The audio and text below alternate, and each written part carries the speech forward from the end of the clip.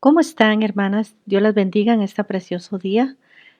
Como siempre, estoy muy contenta y muy agradecida con el Señor por poder compartir con ustedes un día más la palabra del Señor, poder estudiar y crecer juntas en su palabra y poder estudiar juntas esta maravillosa carta del apóstol Pablo a los Romanos.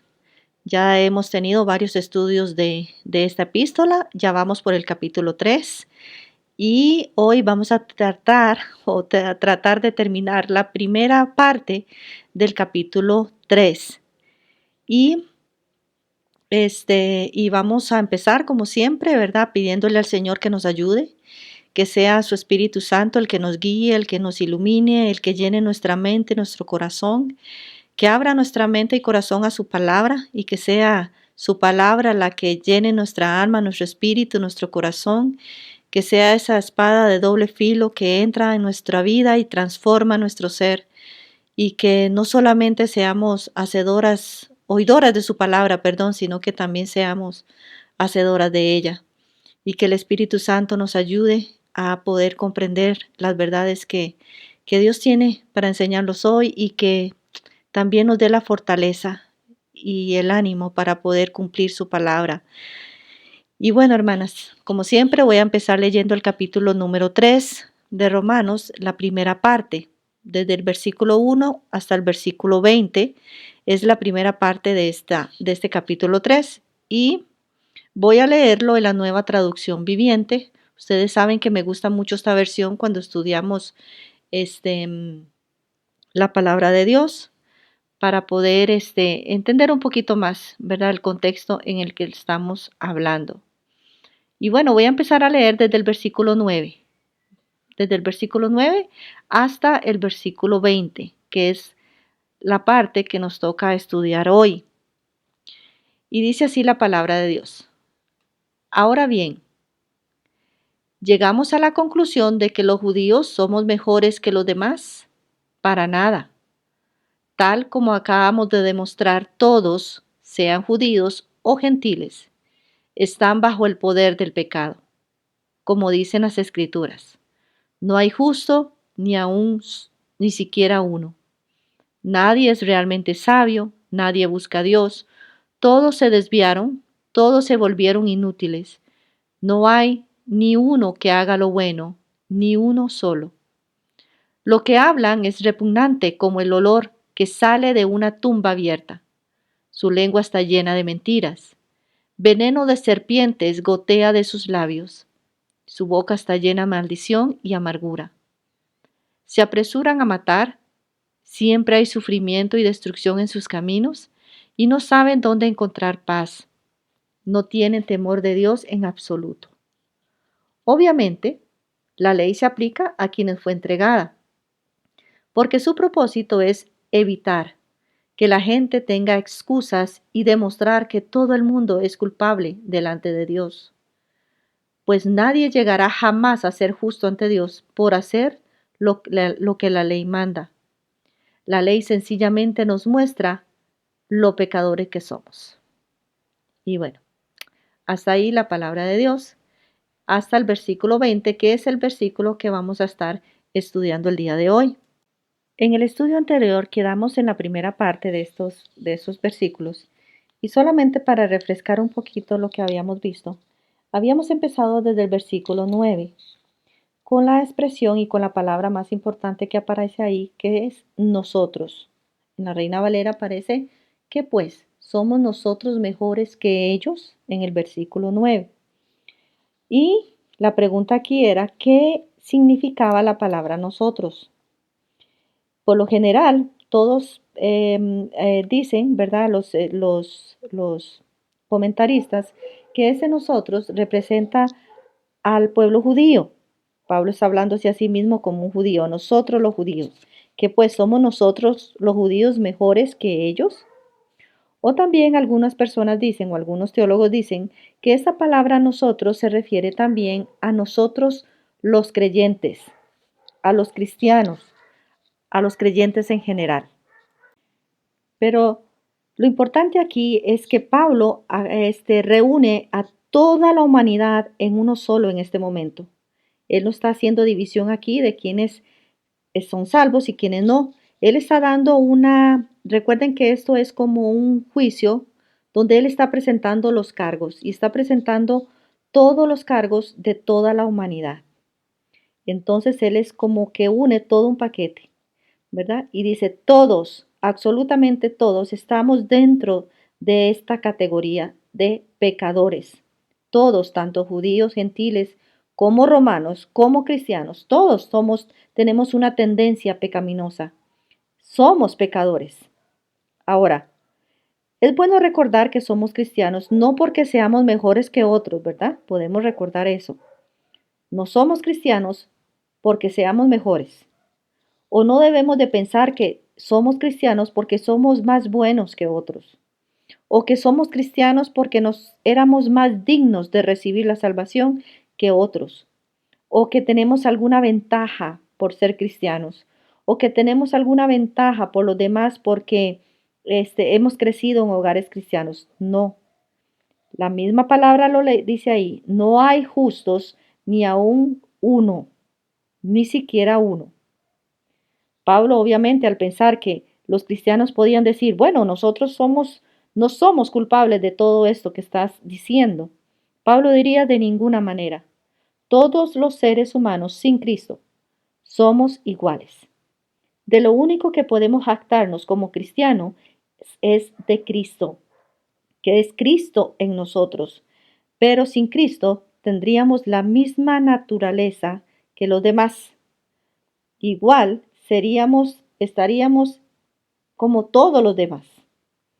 Ahora, mediante una serie de citas en las Escrituras, Pablo, habíamos visto, estaba demostrando lo que él estaba enseñando, la declaración de la universalidad del pecado, que esto no es solamente una opinión de Pablo, una opinión personal, sino que es el veredicto de toda la palabra de Dios. Es decir, que toda persona es pecadora y que no hay ninguna ventaja para nadie. Llámese judío, llámese gentil, llámese griego, llámese romano, llámese cristiano o que pertenezca a alguna otra religión. Porque todos, sin excepción, estamos sujetos al dominio del pecado. Todos, sin excepción, estamos sujetos al dominio del pecado. Y todos, sin excepción, necesitamos salvación y necesitamos de la gracia de Dios. En un estado sin Cristo, entonces, Pablo nos está demostrando que todos somos exactamente iguales. Todos estamos bajo el control o el mandato o el dominio o la autoridad del pecado. Todos estamos bajo el poder del príncipe de la potestad del aire, como nos habla también Pablo en Efesios capítulo 2. Todos por igual éramos hijos de ira, y todos somos iguales sin Cristo. Entonces, esa es la presentación en un juicio. Pablo nos dice, todos somos llamados a la corte y se presenta esto y se aplica a todos en general, a toda la humanidad. No dejamos de ser pecadores porque hemos sido salvos. Todavía continuamos pecando. Constantemente, todos los días pecamos hacia Dios. Los cristianos no tenemos una naturaleza superior que los demás. Cuando venimos a Cristo, todavía aún pertenecemos a una naturaleza pecaminosa, porque nuestros cuerpos todavía no han sido glorificados. Pero Cristo nos perdona de nuestros pecados si nos arrepentimos y Cristo nos da una nueva naturaleza, ¿verdad? Que nos guía y que nos lleva a agradarle a Él.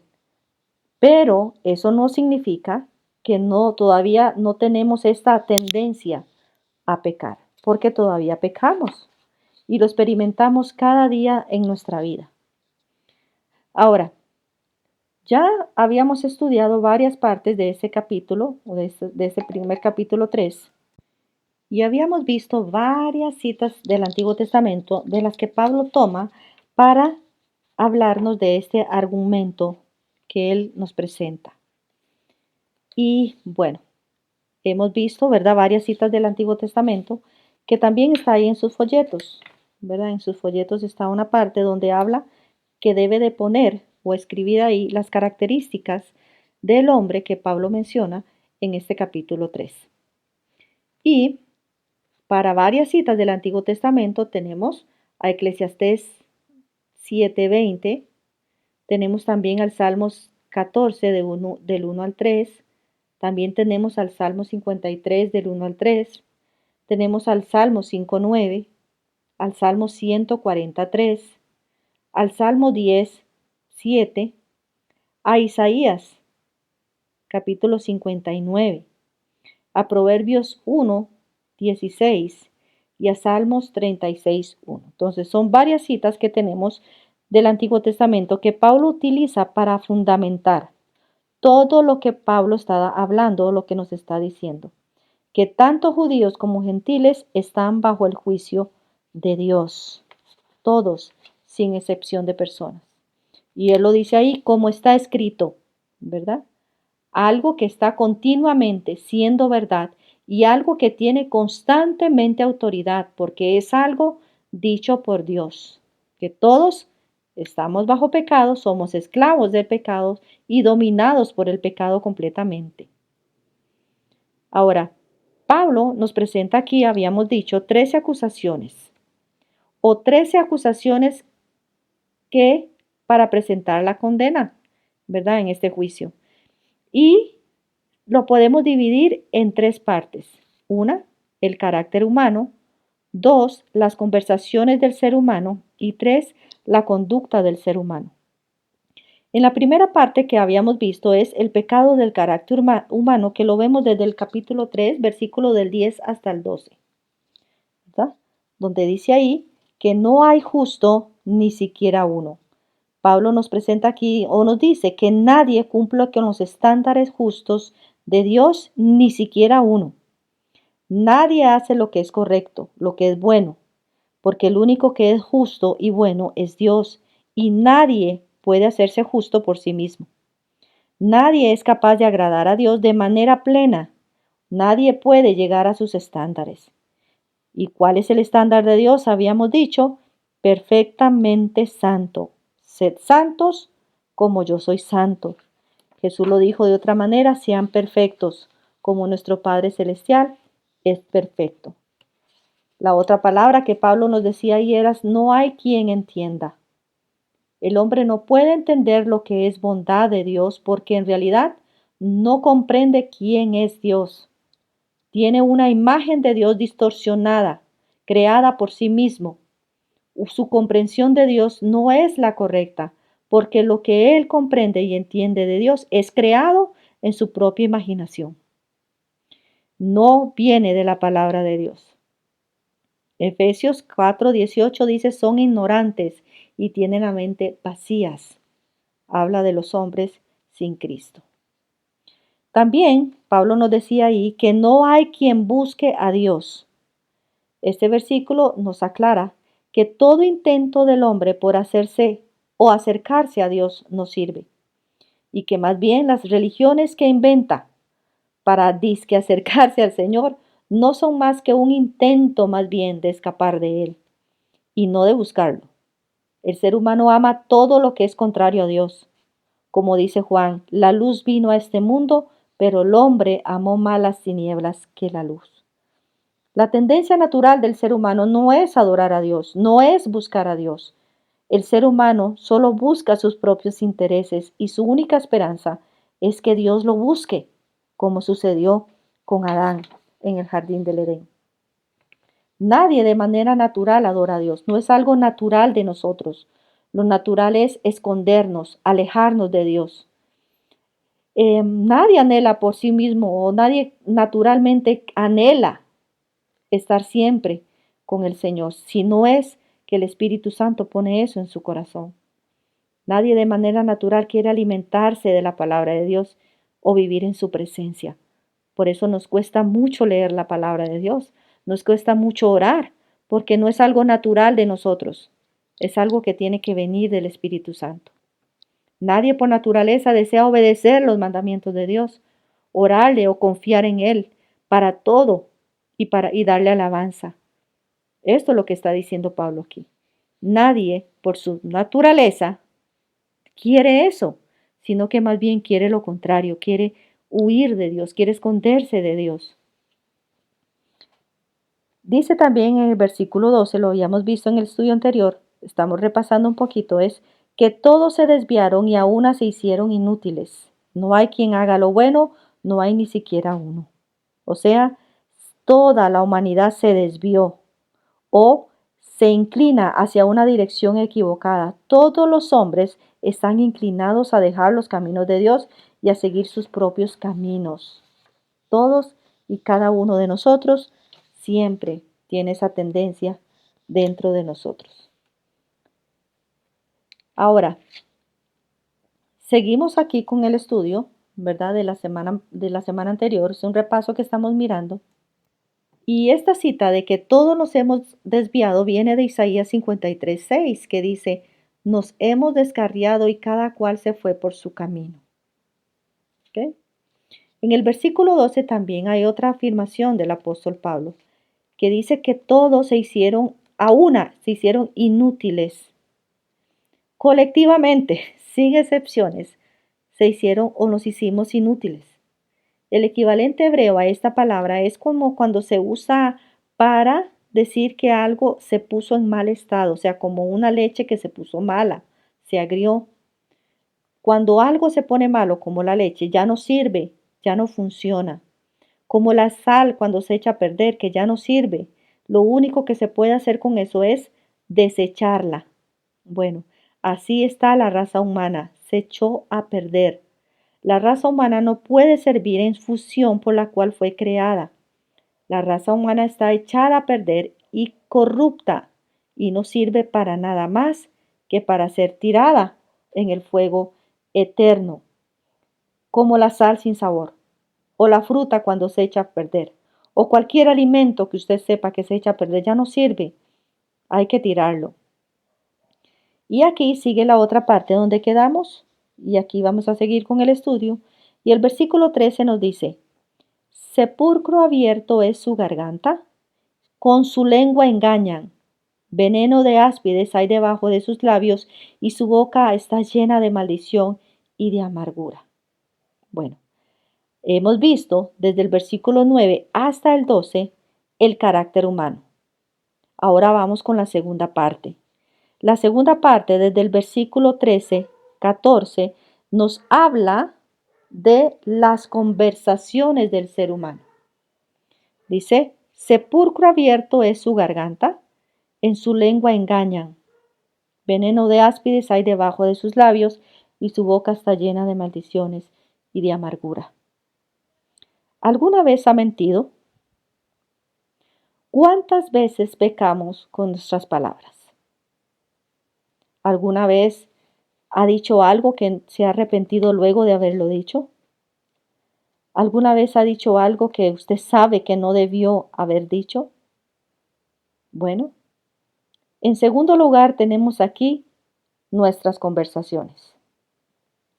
De la abundancia del corazón habla nuestra boca. Entonces, podemos aprender mucho de nuestro corazón cuando escuchamos lo que estamos diciendo. Aquí en los versículos 13 y 14, Pablo cita el Salmo 5:9, el Salmo 140, versículo 3, el Salmo 10, versículo 7, y aquí él ahora está preocupado por nuestra lengua, por la boca, por lo que decimos. También nos advierte de esto Santiago, capítulo 3, versículos del 3 al 10, donde pueden ahí a leer, donde Santiago nos habla o nos da o nos dice que tengamos cuidado con nuestra boca, con nuestra lengua, porque nuestra lengua puede producir, es como un fósforo que produce un incendio, ¿verdad? Y de nuestra lengua puede salir mucha corrupción por todos lados. Proverbios 10:32 dice que la boca del impío habla perversidades. También ahí mismo en Proverbios 15:2 dice, la boca de los necios derrama necedad. La boca de los impíos, dice en otra versión, O en el versículo 28, dice que la boca de los impíos derraman malas cosas. Entonces, Pablo presenta aquí las conversaciones de los hombres, de nosotros, la cual es tan reveladora de nuestra propia naturaleza. Lo que hablamos revela nuestra esencia. Su naturaleza se puede ver como el odre o un obre, como cuando se abre una caja, ¿verdad? Y empieza a salir un olor, ¿verdad? Esa es nuestra naturaleza. Cuando abrimos nuestra boca es como que se abriera algo y se puede conocer a alguien escuchando lo que habla. El versículo 13, Pablo da una imagen muy fea de lo que es la boca del hombre o la lengua. Dice que es como un sepulcro abierto, es su garganta. Ahora, la garganta es comparada con un sepulcro, con una tumba que está abierta. Y esto no es solo un mal aliento que se puede quitar con lavarse los dientes o usar una crema dental o lo que sea. No, va mucho más allá. Las personas cuando mueren se deben enterrar a una profundidad de más de 3 metros dentro de la tierra o en un lugar muy bien sellado. Y eso es porque el olor que emana de un cuerpo en descomposición es tremendamente espantoso. Dicen que no hay otro olor igual a este. Cuando una persona no regenerada abre su boca, esto es lo que sale de ella, un hedor, como un cuerpo en descomposición.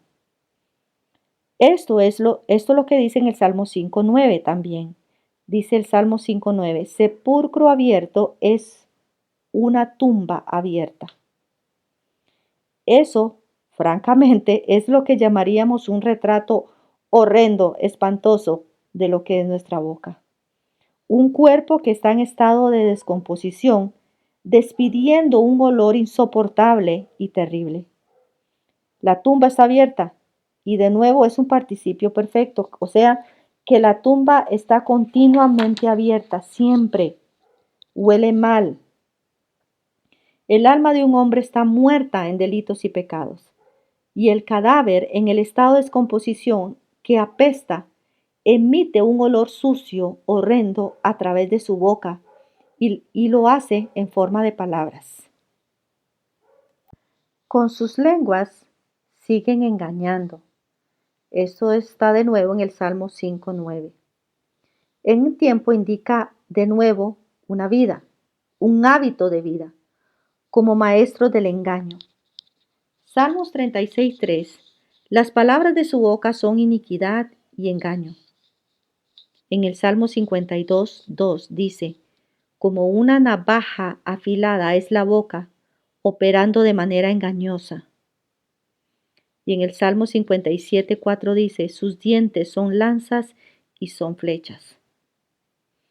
En el capítulo 9 de Jeremías y en Isaías 59 del Antiguo Testamento está cargado de afirmaciones acerca de la corrupción de la lengua o de la boca. Isaías lo reconoció.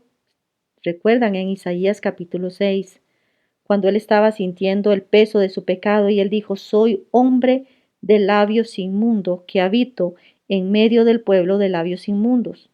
No solo es algo que está sucio, ya es algo que viene del corazón, es algo que es moral y que no hay manera de limpiarnos sino solamente por Cristo. En el versículo 13 al final dice, veneno de áspides está debajo de sus labios. Esto es referente al Salmo 140, versículo 3. Este tipo de palabras que salen de la corrupción del corazón entre los labios es tan vil y tan sucia y tan corrupto que también Pablo la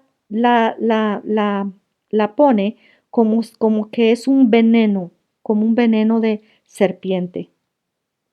Y hay una analogía que hace aquí con una serpiente, como los colmillos de una serpiente mortal. Normalmente están doblados hacia atrás. Están doblados hacia atrás en la quijada superior, pero cuando abre su boca, bajan de tal manera que el veneno de la serpiente está guardado debajo de sus labios hasta que están listas para atacar. Y entonces esos colmillos se abren y caen, y cuando la serpiente muerde, esos colmillos presionan un compartimiento de veneno mortal que está escondido debajo de los labios de la serpiente, inyectando veneno a través de los colmillos como si fuera una jeringa en su víctima. Las palabras son mortales, esta es la idea. Las palabras que salen de nuestra boca pueden ser veneno, como el veneno de una serpiente mortal.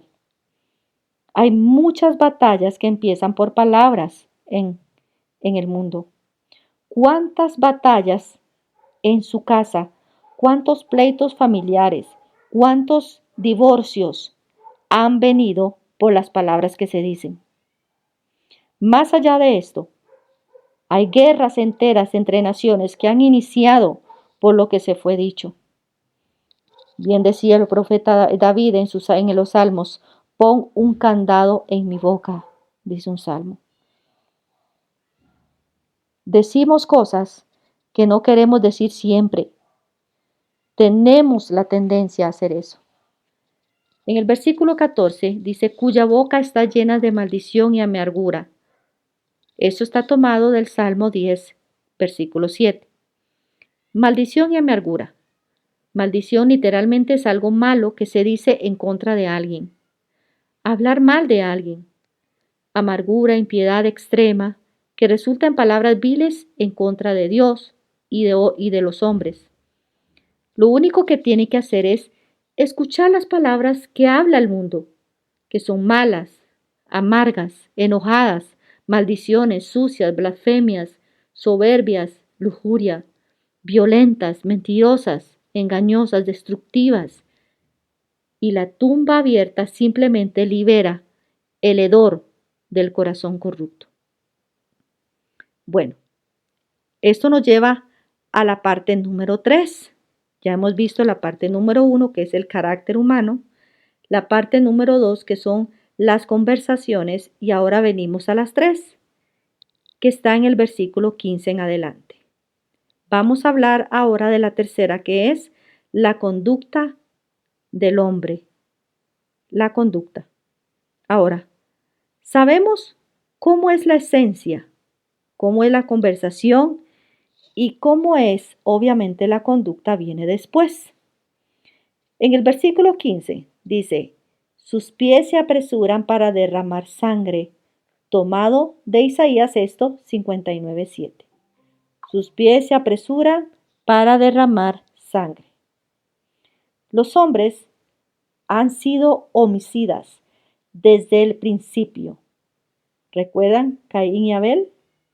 Son asesinos desde siempre. Ahora tenemos muchas formas de matar a otra persona. Existe también increíble el canibalismo. Simplemente es parte de la vida de los hombres. Se masacran los unos a los otros. Hay matanza por todo el mundo exageradamente. Extremadamente alto ha llegado los asesinatos como jamás se ha visto en la historia. Hay guerras entre tribus, entre familias, entre jóvenes matando a sus padres, padres matando a sus hijos, esposos matando a sus esposas, esposas matando a sus maridos, odio entre personas, entre familias, entre hermanos. El hombre es por naturaleza un asesino, porque están siguiendo a su padre el diablo, de quien Jesús dijo que era un homicida desde el principio. Nosotros conocemos la historia del mundo. Ha sido manchada cada tiempo o cada época con sangre, con genocidios, con holocaustos, como los de Alemania que mató a millones de judíos. En China hay un líder que mató a más de 400 millones de personas. ¿Y qué hablar de los abortos? Nuestros países, cada año, ¿cuántos millones de niños se abortan en nuestros países? ¿Cuánta gente es asesinada cada día?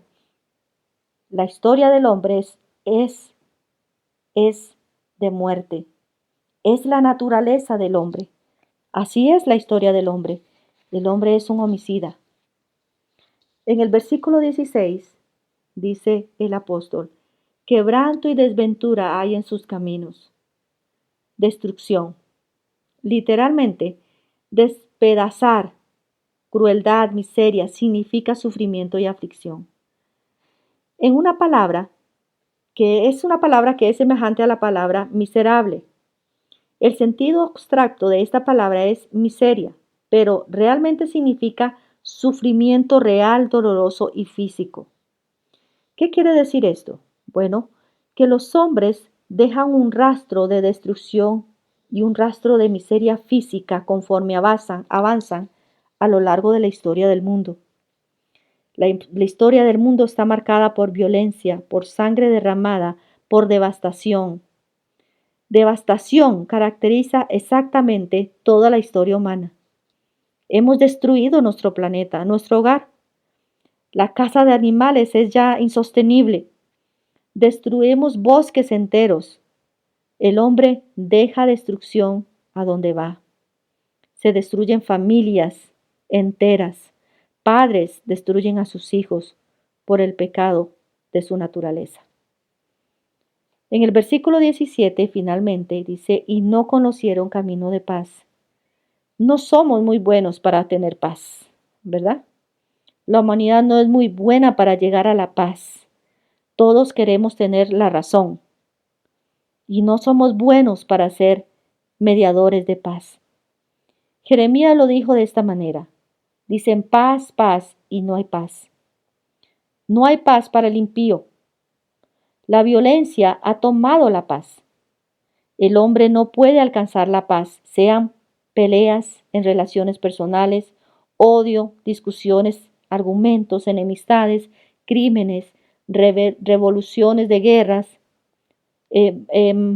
genocidio, etcétera, etcétera.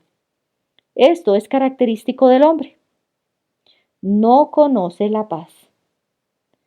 Roberto Haldane fue un escritor y él escribió, los animales más salvajes no destruyen a tantos de su propia especie para satisfacer su hambre como el hombre destruye a otro hombre para saciar su ambición, su venganza o su avaricia. Entonces, la presentación vino desde el versículo 9 para ir culminando. Después, la acusación viene desde el versículo 13 con 3 afirmaciones que tratan con la esencia, la naturaleza y las conversaciones y la conducta del hombre. Pero un buen abogado, como lo está haciendo Pablo, va a resumir su caso y lo va a presentar de manera más simple. Entonces, hay algo muy importante aquí, que es esencial. El resumen de todos estos crímenes, desde el capítulo 1 hasta el capítulo 3. El resumen de todos estos crímenes emana de una actitud universal. Hay algo que está en todos los seres humanos que los hace cometer ese tipo de transgresiones o ese tipo de conducta y ese tipo de conversaciones. Y lo tenemos en el versículo 18. Esto es lo que está detrás de todo esto. Llamamos a esto, o llamaremos a esto, el motivo. Todo criminal tiene un motivo. ¿Cuál es el motivo para este tipo de esencia? ¿Cuál es el motivo para este tipo de conversaciones? ¿Qué es lo que motiva este tipo de conductas? Bueno, la respuesta la tenemos en el versículo 18. Leamos el versículo 18. Dice la palabra de Dios, no hay temor de Dios delante de sus ojos. No hay temor de Dios delante de sus ojos. No hay temor. La transgresión del impío dice dentro de su corazón, no hay temor de Dios delante de sus ojos. Eso es tomado del Salmo 36:1. A eso se está refiriendo Pablo aquí. ¿Por qué? ¿Por qué? Es que todos los hombres viven así. ¿Por qué el hombre hace lo que hace? ¿Por qué actúa así? ¿Por qué hablan así? ¿Por qué piensan así? Y la respuesta está en el versículo 18, porque no hay temor de Dios en su corazón. En Proverbios 16:6 lo invierte o dice lo contrario. Vean lo que dice el Proverbios 16:6. El temor de Jehová. Por el temor de Jehová, los hombres se alejan del mal. Entonces, si por el temor a Jehová nos apartamos del mal, ¿qué pasa si no tenemos temor a Dios?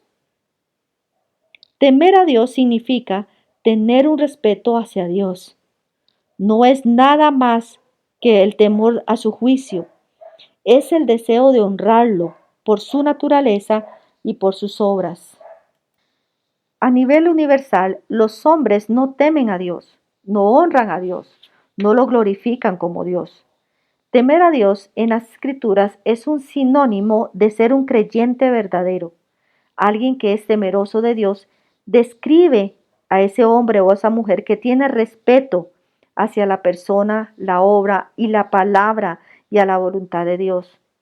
No es la idea de huir con pánico o terror, sino tener un respeto reverencial, un sentido de asombro hacia todo lo que es Dios. Lo que en esencia motiva y controla quién es usted o quiénes somos nosotros es nuestra actitud hacia Dios. En ese sentido, temer a Dios es el control de toda la conducta, es el control de todas las palabras, es lo que define lo que somos. Cuando usted o nosotros, cuando aceptamos a Dios como Dios y llegamos a adorar a Dios y deseamos obedecer a Dios y darle el honor que Él se merece, es debido a que su esencia, su naturaleza ha sido cambiada. Cuando queremos adorar a Dios, cuando queremos leer su palabra, cuando queremos crecer, cuando queremos ir a la iglesia a aprender, cuando tenemos esa hambre y esa sed de Dios, es porque nuestra naturaleza ha sido cambiada. Es allí cuando nos damos cuenta que somos salvos, porque nuestra naturaleza ha cambiado. Queremos hacer ahora lo que a Dios le agrada y aborrecemos lo que Dios aborrece. Ahora usted tiene un nuevo motivo y ese motivo afecta nuestras palabras y afecta nuestra conducta. Ahora mi motivo es agradar a Dios y esto afecta lo que yo digo y esto afecta lo que yo hago. Dios quería que la gente tuviera miedo en Él o que tuviera temor. Y esa es la razón por la que en todo el Antiguo Testamento vemos cosas que Dios hizo para que el pueblo le temiera. Por ejemplo, convirtió a la esposa de Lot en una columna de sal o en una estatua de sal. Esa es la razón por la que Él expulsó también a Adán y a Eva del huerto. Dios quería que le temieran. También ahogó al mundo enviando un diluvio con Noé. Dios quería que la gente le temiera. Envió serpientes para morder a los israelitas. Se tragó a Coré, a Datán y a Abirán. Mató a Nabat y a Abiú. Envió fuego desde el cielo cuando Elías estaba. Cuando Elías lo invocó, consumió a 100 soldados. Dios quería ser temido como juez.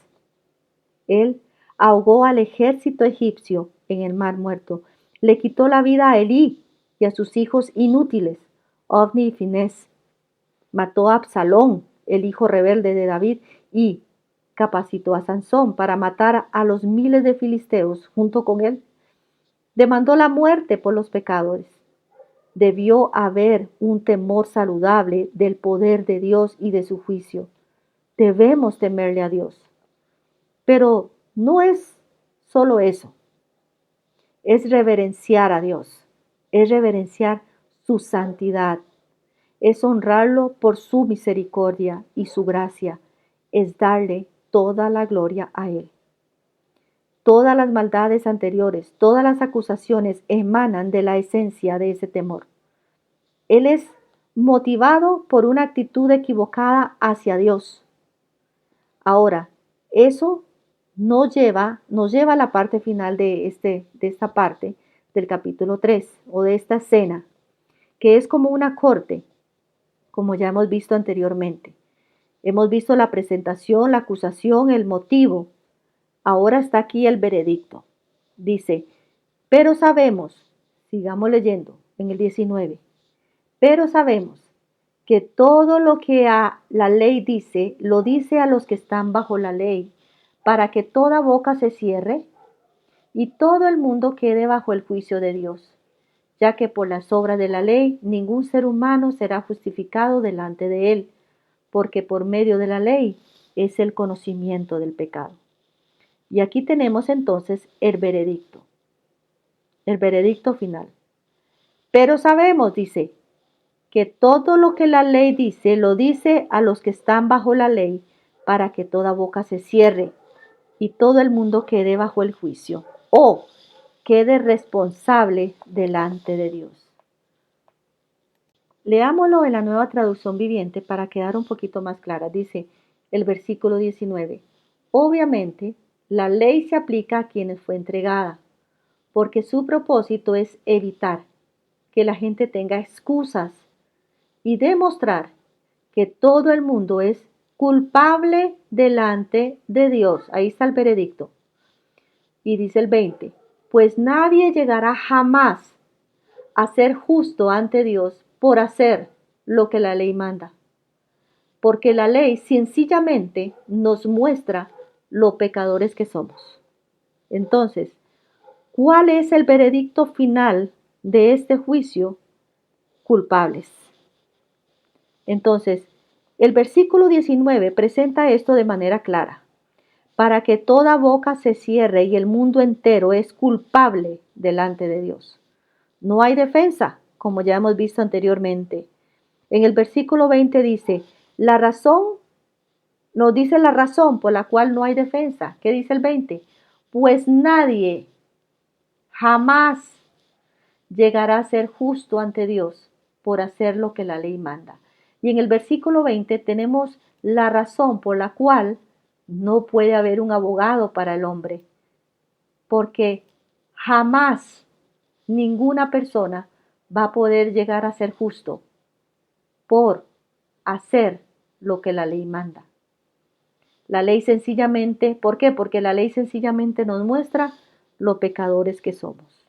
No tenemos defensa alguna, porque las obras de la ley, porque por las obras de la ley, ningún ser humano será justificado delante de Dios. Lo único que hace la ley es producir el conocimiento del pecado. Simplemente revela cuán pecaminosos somos o cuán pecaminoso es el hombre, hasta dónde puede llegar el pecado del hombre. Ese es el retrato de la raza humana entera, sobre el cual el Evangelio entonces después es edificado. Creo que a veces no entendemos lo precioso del Evangelio, lo precioso y glorioso que es el Evangelio, porque no entendemos todavía la corrupción de nuestra naturaleza. Cuando entendamos lo corruptos que somos y cómo podemos llegar a ser por nuestra naturaleza, es cuando vamos a entender lo glorioso que es el Evangelio del Señor Jesucristo, que es lo que Pablo nos va a enseñar en la siguiente parte del versículo 3, del capítulo 3, perdón, que sigue lo que Cristo hizo por nosotros para llegar a sernos justos y sin manchas delante de Dios. Ya nos mostró Pablo lo pecaminoso que somos. Nos mostró nuestra propia naturaleza y nos mostró hacia dónde íbamos con esa naturaleza, hacia la ira de Dios. Ahora, en la segunda parte del capítulo 3, nos va a demostrar cómo es que Dios, viéndonos tan impotentes en nuestra naturaleza, imposible por salvarnos a nosotros mismos, imposible de tener justicia propia, sencillamente vino y nos salvó por su gracia y por su misericordia. La ley nos muestra lo pecadores que somos, pero la ley no nos puede salvar. Y ese es el gran problema. Gracias a Dios por Cristo. ¿Y qué es lo que vamos a ver en el próximo estudio? La obra de Cristo en la salvación. Bueno, vamos a orar para quedar despedidas y poder seguir con el estudio la próxima semana. Padre, te damos gracias por tu palabra tan hermosa y tan preciosa. Gracias por tu palabra que es tan rica, Señor, y nos ayuda a crecer cada día. Te damos gracias por ella. Entendemos nuestra condición miserable. Entendemos todo lo que Pablo ha escrito en esta palabra tuya. Entendemos que todo lo que Pablo ha escrito es inspiración del Espíritu Santo y por lo tanto es tu palabra. Entendemos nuestra condición miserable, que ha sido descrita como nuestra condición, nuestra naturaleza. Esta es la descripción no de alguien más, sino mía, sino de nosotros. No de paganos o simplemente judíos, no de mi vecina, no de mi familia, no, es mi condición, es mi condición. Ayúdanos, Señor, a dar este mensaje completo para hacer que el pecador esté consciente de su pecado y de su culpabilidad. Antes de que lo hagamos, estar consciente de tu maravillosa salvación. Nos gloriamos en el Evangelio, nos regocijamos en el Evangelio de Cristo y te agradecemos. Sabemos que somos salvos, no por algo que hemos hecho, ni por mi naturaleza buena, no, sino por tu gracia. Y te damos la alabanza en el nombre de tu precioso Hijo Jesucristo. Amén y amén. Dios las bendiga, hermanitas, y nos vemos en el próximo estudio, si Dios lo permite. Antes de concluir, hemos terminado con la página 35 del folleto, ahí donde se puede ir contestando las preguntas. Y después, en la página 36, tenemos las preguntas. Compara los salmos, y ahí viene la lista de los salmos, y escribe las características del carácter de todos los hombres.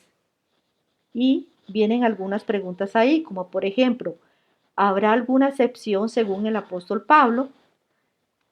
¿Quién es culpable ante Dios y está bajo su juicio? Según el versículo 19. Y también está leer Salmos 143.2 y Gálatas 2.16. ¿Y qué dice acerca de la justificación? ¿Y de dónde nosotros tomamos el conocimiento del pecado? De la ley, ¿verdad? La próxima semana, si Dios lo permite, vamos a estar hablando sobre el precioso evangelio y sobre la justificación. Dios les bendiga y que pasen feliz semana.